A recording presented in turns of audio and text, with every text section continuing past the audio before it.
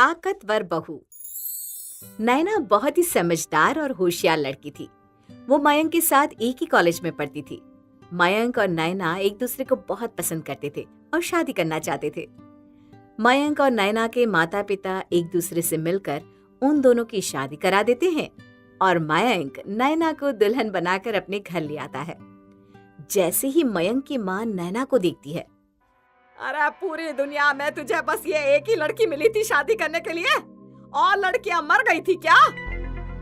क्या माँ कुछ भी बोलती रहती हो तुम? नैना को माँ की बात सुनकर बड़ा अजीब लगता है।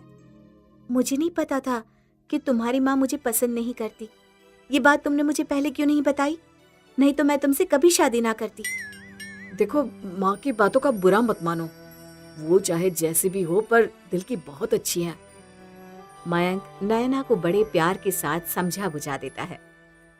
नैना दिखने में तो दूसरी लड़कियों की तरह ही थी, पर थी एकदम पहलवान की तरह। इसी वजह से मयंक की माँ को नैना बिल्कुल भी पसंद नहीं थी। उसकी मुंह दिखाई की रस्म थी तो पड़ोस की कुछ औरतें मयंक के घर आती है और वो नैना को देखकर कहने लगती है, मयंक की माँ, बहू तो तुम चुनकर लाई हो, लाखों में एक, बिल्कुल अलग, एकदम छांट कर। फिर सारी औरतें मुंह बंद करके हंसने लगती है। हाँ सही में, तुम्हारी बहू को देखकर कोई नहीं कहेगा कि वो खाते पीते घर की नहीं है। मयंक की माँ उन औरतों की बात काटते हुए कहती है, अच्छा अब तुम सब ये बातें छोड़ो, मैं तुम लोगों के लिए चाय नाश्ता लेकर आती हूँ। मयंक की माँ, हम खूब समझते हैं, चाय नाश्ता तो हमारी बात काटने का बहाना है। अरे नहीं, ऐसी कोई बात नहीं है। मयंक की माँ नैना को इसलिए पसंद नहीं करती थी क्योंकि वो एकदम हट्टी कट्टी लड़की थी, जो दिखने में किसी आदमी से कम नहीं लगती थी, जबकि मयंक एक दुबला पतला लड़का। अब तो मयंक को देखकर उसके दोस्त भी उसका मजाक उड़ाने लगे थे। मयंक अपने ऑफिस में काम कर रहा था, तभी मयंक के दोस्त उसके पास आते हैं। और मयंक, कैसा है? तेरी बीवी ठीक तो है ना? आज तेरी बीवी ने कोई कुश्ती वुश्ती लड़ी क्या? मयंक उनकी बात की ओर ध्यान नहीं देता और अपना काम करने लगता है। उधर घर पर मयंक की माँ घर पर अपना सर पकड़े बैठी थी। अरे क्या करूँ इस बहू का, कोई काम ठीक से नहीं करती। नैना की सास नैना को कपड़े धोने के लिए देती है। ये ले कपड़े और इन्हें अच्छी तरह से धो दे, समझी? जी ठीक है माँ, मैं कपड़े अच्छी तरह धो दूंगी। फिर नैना उन कपड़ों को धोने के लिए बाथरूम में जाती है और एक एक करके सभी कपड़े अच्छी तरह धो डालती है। जब सारे कपड़े धुल जाते हैं तो उन्हें सूखने के लिए आंगन में बंधी रस्सी पर डाल देती है और घर के बाकी काम करने लगती है। फिर कुछ देर बाद जब कपड़े सूख जाते हैं तो नैना की सास उन्हें उतारने के लिए आंगन में आती है और कपड़े देखकर अपना सर पकड़ लेती है। हे भगवान, इस ताकतवर बहू का क्या करूं मैं? इसने तो एक भी कपड़ा पहनने लायक नहीं छोड़ा। वो नैना को आवाज लगाती है, नैना, अरे ओ नैना। क्या हुआ माँ जी, सब ठीक तो है ना? अरे ये देख कपड़े, अब ये कपड़े ना तो पहनने लायक है और ना ही किसी और काम के। बहू ये कपड़े हैं, कोई लोहे की सिल्ली नहीं जो तू इन पर अपनी ताकत दिखा रही थी। अरे कितनी बार कहा है काम को काम की तरह करा कर, पर तू है अपनी पूरी ताकत काम पर निकाल देती है, समझती ही नहीं कुछ। क्या करूं तेरा मैं? जैसे ही मयंक आता है, मयंक की माँ सारे फटे कपड़े दिखाती है। ये देखिए तेरी लाडली बीवी ने क्या हालत कर दी है इन कपड़ों की। माँ, धीरे धीरे सब सीख जाएगी। अरे तुझसे तो कुछ कहना ही बेकार है, अब पहन ये फटे कपड़े। मयंक की माँ पैर पटकते हुए वहां से चली जाती है। फिर नैना भी रसोई में जाकर खाना बनाने लगती है। खाना बनकर तैयार हो जाता है तो वो अपनी सास और मयंक को खाने के टेबल पर बुलाती है। खाना लग गया है, जल्दी से आकर खाना खा लीजिए, नहीं तो ठंडा हो जाएगा।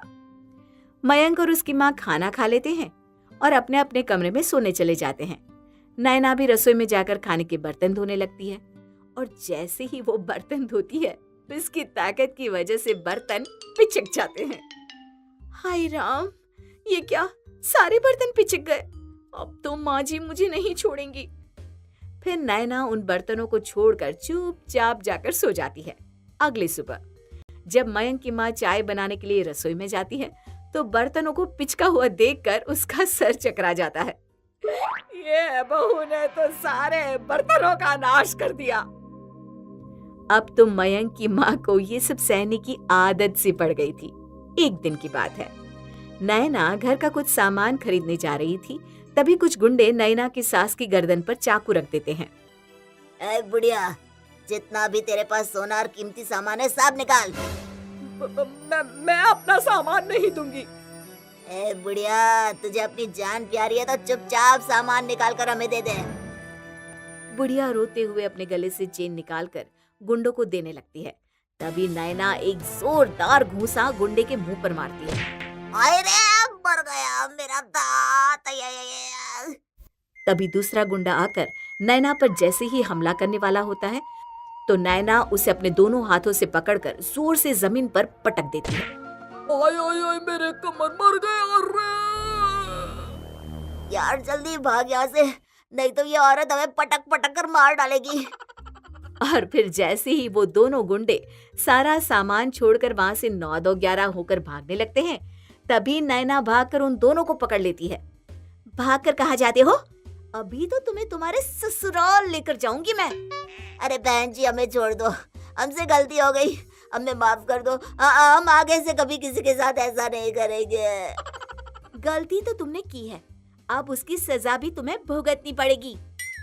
फिर नैना दोनों गुंडों को उनके कॉलर से पकड़ती हुई सीधा पुलिस स्टेशन ले जाती है और उन्हें पुलिस के हवाले कर देती है। मैडम, इन गुंडों को पकड़कर आपने हमारी बहुत मदद की है। हम कब से इन गुंडों को पकड़ने की कोशिश कर रहे थे, पर ये थे कि किसी के पकड़ में आते ही नहीं थे। पर आज इन्हें पकड़कर आपने हमारा काम आसान कर दिया। आपका बहुत बहुत धन्यवाद। सर, ये तो मेरा फर्ज था जो मैं अपने देश के काम आ सकी। नैना की सास पुलिस से नैना की तारीफ सुनकर फूली नहीं समाती। वो नैना को अपने गले लगा लेती है। मैं ही तुझे समझ नहीं पाई, पर आज तेरी ताकत की वजह से मेरी आंखें खुल गई। मुझे माफ कर दे बहू, मैंने तुझे पहचानने में भूल कर दी।